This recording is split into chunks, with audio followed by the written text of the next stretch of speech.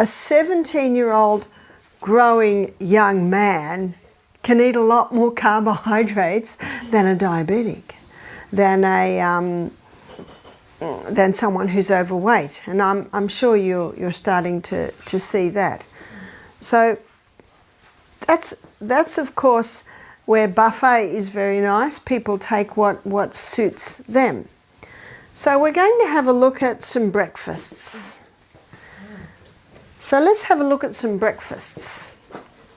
But what I'd first of all like to look at is what would be a really good breakfast for a diabetic. So what does a diabetic have to reduce down? Sugar. The sugars, that's right. They have to reduce them right down. It doesn't mean they can't have sugars. It means that they need to greatly reduce it. So any suggestions on a good way to start a diabetic's breakfast? And there's no right or wrong answers here, okay? Yeah? Lentils. Lentils is a good one. So we might put lentils here.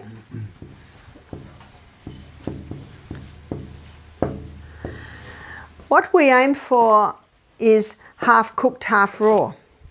And the reason why we like half cooked, half raw, because raw will deliver what cooked won't, and cooked will deliver what raw won't. But if someone's got an irritated lining of the gut, then maybe not raw. So you can see how you would adjust your menus according to the person and according to what their problem was. But this person does not have any gut problems. Their problem is diabetes. So what else could go with the lentils? Walnuts. I'm just wondering, what do you mean raw would deliver? When you cook food, you lose some of the tender vitamins. And when you cook food, you release things that aren't available in the raw. So vitamin C, of course, is destroyed with cooking. Vegetables. So any ideas on what else this diabetic... He might not be happy if we just give him lentils. Grapefruit. Grapefruit, yeah. Yeah. So grapefruit. It's a breakfast you have. Buckwheat. Buckwheat, yeah. What I always do with guests, because before they go home, I make out a program for them. And depending on their problem, I'll do what we're doing now. Now, if they screw up their nose at grapefruit and say, I don't like grapefruit, well, we have to do a bit of adjustment there. So what I'll often say, would you prefer to have a very savoury breakfast like avocado, tomato, cucumber? And if they go, no, I don't want that for breakfast. But some would like it. So I say, what would you like? If I make suggestions and I don't get any pluses, so I say, well, what would you like? And they might say, well, I would like to start with some fruit. So what's another fruit a diabetic could have? Granny Smith apple. Granny Smith apple, yeah? Tomato. Yeah. Or we could just say the green apple. Yeah, it could be that. Cherries is also. Pardon? Cherries. Cherries, yeah. Cherries, they're nice, low glycemic. Or say an or an or. Okay. Berries in general. Berries. That's right. Yep, we'll just say berries. He might live here and on his morning walk he might pick blueberries. So let's have a look and see what we've got here. We've got our fibre, yeah. Everything has fibre. We've got protein. We've got some protein in the buckwheat. We've got some protein in the legumes, the lentils. Fats? Avocado. Yeah. Yeah. Avocado could come up with the raw. And of course avocado would depend on where the person lives, because sometimes the avocado is just too expensive or not grown there. Nuts, yep. Nuts will certainly lift it up. So that's a great breakfast for a diabetic. Should they have flax seeds? Yes, they could have some seeds. That's true. What about rice? Well, if we did rice, it'd be an or, yeah? Buckwheat or rice. Okay. Yeah, that is true. Or another, what's another grain? Millet. Yep. Or millet. Or perhaps also corn. Or quinoa, yeah. Sorghum. Quinoa. The sorghum is not usually eaten like a grain, you know, that's true. Ethiopia, yeah. It is in Ethiopia, isn't it? If they're diabetics in Ethiopia. That is true. Make a porridge of it. Okay, here's another one. Or you might make, let's say, berries and then make a porridge because maybe they don't like lentils for breakfast. And the porridge could be made out of any of these. So what would they put on the porridge? Berries.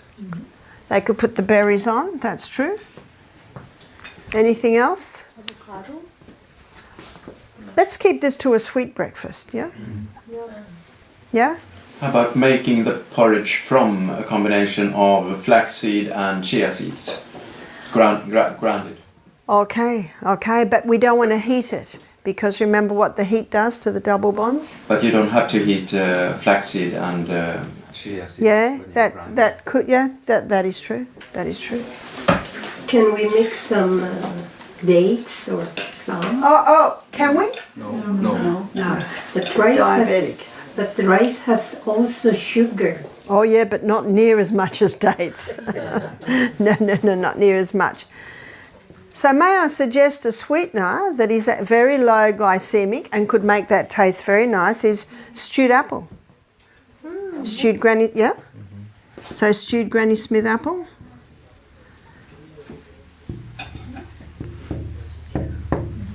Anything else on the porridge, yeah? Can we also use stevia? A little, yeah.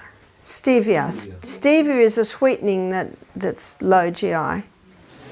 Yeah? Would it be possible with a bit of fennel to make it a bit sweeter? Fennel. Yeah, I'm thinking on 3 drops. Okay. Perhaps. But I'm also thinking of the average person living in the city. Now, what do you like on your porridge? What else do you think we could put on that porridge? Yeah. Oh, Soy milk. yeah. Isn't that what people like on their porridge? Yeah. So they could be a milk, yeah? So they could have soy milk. Vanilla. Pardon? Vanilla. Vanilla. Vanilla? Yeah. It's often in the soy milk. Or any other milks? Almond. Almond, yeah. Any other? Coconut? Rice. Yeah. Meal. Coconut. Coconut cream. Yeah. And what we often do, and this makes it very nice, so we've got a bowl of porridge, we've got some stewed Granny Smith on top of that, we've got berries all over that, the milk goes on top, and on top of that sprinkle Cinnamon. ground flax. Yeah? Sorry, I'm not grabbing that cinnamon, am I? There's a question mark about cinnamon. I think half a teaspoon of cinnamon in a dish of rice cooked in cashew milk, perfectly fine, but actually one person having half a teaspoon of cinnamon, too much. Yeah, too much, you see that? So ground seeds, yep. Now I find that people that are not real happy with lentils for breakfast, maybe not a buckwheat fan, the porridge could be made out of one of these, and they're very happy with that. And can you see how that won't get their blood sugars spiked, yes? Corn, nice.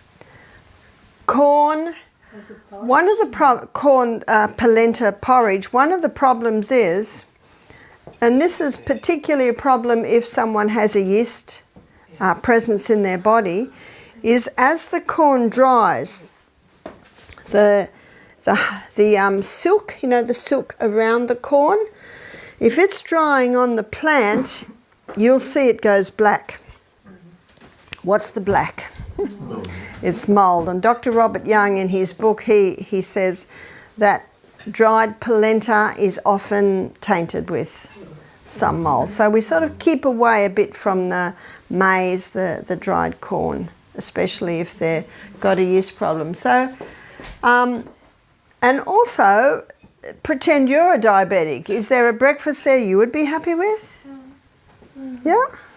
Is it the same with corn kernels for popcorn, if they're organic? Yeah, it's a question mark. It's just that if someone has a yeast problem, they're just best keeping away from the dried corn. This is not fresh corn, because fresh corn has been picked, the fresh silk's off, and it's cooked.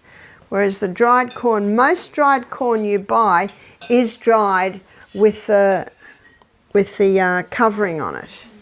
And if you have a look in a field where they've left the corn on to dry, you'll see every silk is connected to a kernel of corn.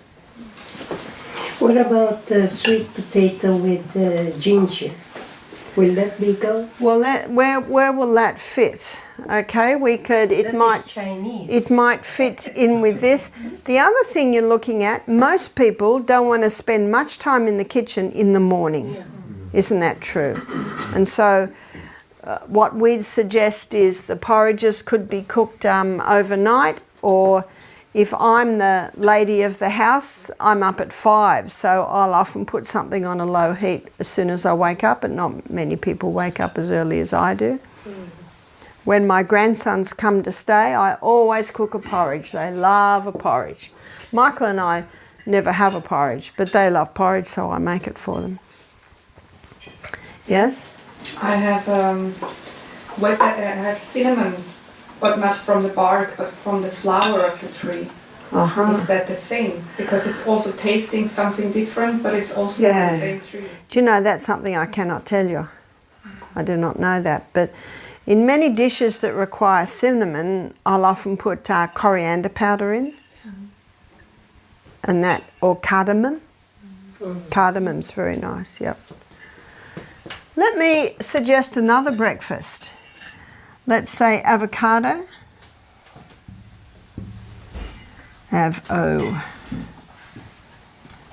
Avocado.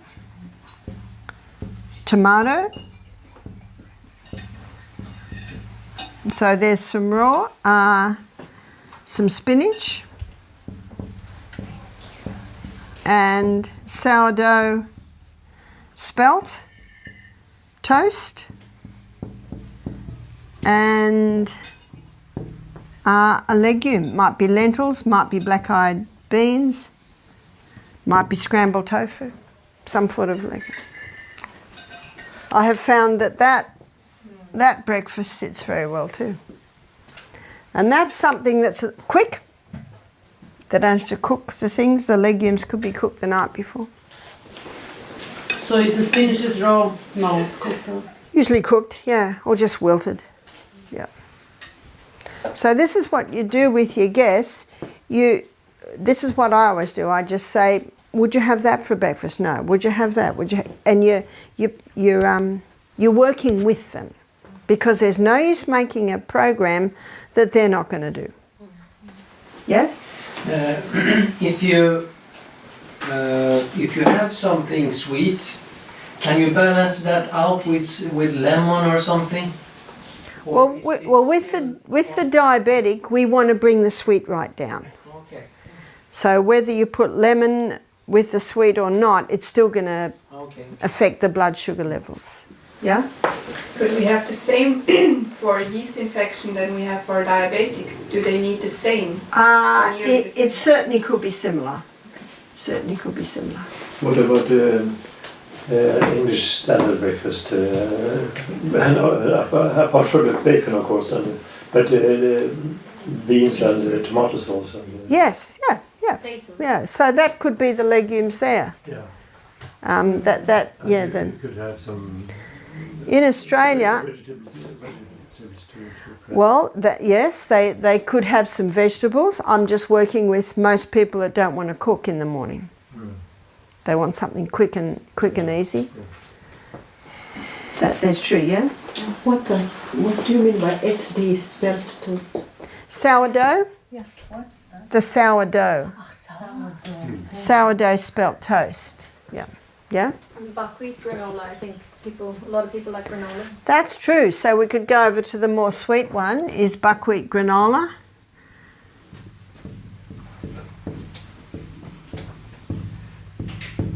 And many people do a granola that has some sweetening in it.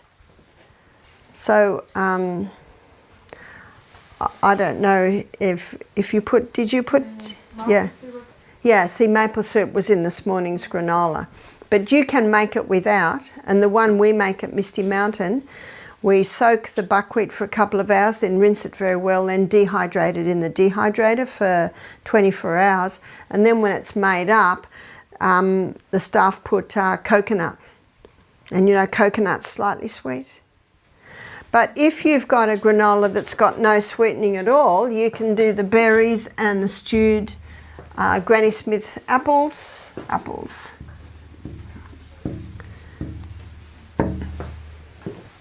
Could I say that? Yeah? Oat. Is that okay for? Oat. Yeah, that's a possibility. That could be Porridge. the porridge there. Yeah. If people like oats, I say make sure they're well cooked, ideally in a slow cooker overnight, and just don't do them every day. And Barbara, this is a Western breakfast. If it is for Asia, that will not fit at all.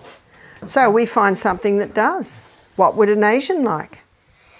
Much cooked rice, for example. I don't know what will be the combination. Yeah. See, the white rice gets the white rice gets the blood sugar level up high, but your basmati and your brown rice are low. And rice must have 1 hour at least to break the starch granules down. So if you're cooking it in a rice cooker, it'll usually turn off after, 20 minutes, half an hour. Yeah. And then what you do is you just leave it. And you do not touch it for another half hour. And in that hot environment, it continues to cook. Yes? Is that full corn basmati? Pardon? Is that the whole basmati rice? It's here often white rice. Okay, so it can be white basmati, but you can get whole grain basmati. But you're talking about the whole grain basmati. Either. So they both low in. Yes. What's the reason for that compared to jasmine rice, for example? What's the reason for that?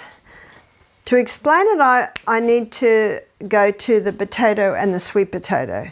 So then the question is, why is the sweet potato low and the white potato high? The only way it can be determined is under a microscope. So under a microscope, the white potato has a loose fibre structure which quickly releases the glucose, but the sweet potato has a very tight structure. And the tight structure slowly releases the glucose. So one would question, why is a sweet cherry have the glycemic low and the banana high? Same thing. It has a lot to do with the starch structure. So because the basmati is a slow releaser, all I can come to the conclusion with is it's a tight structure.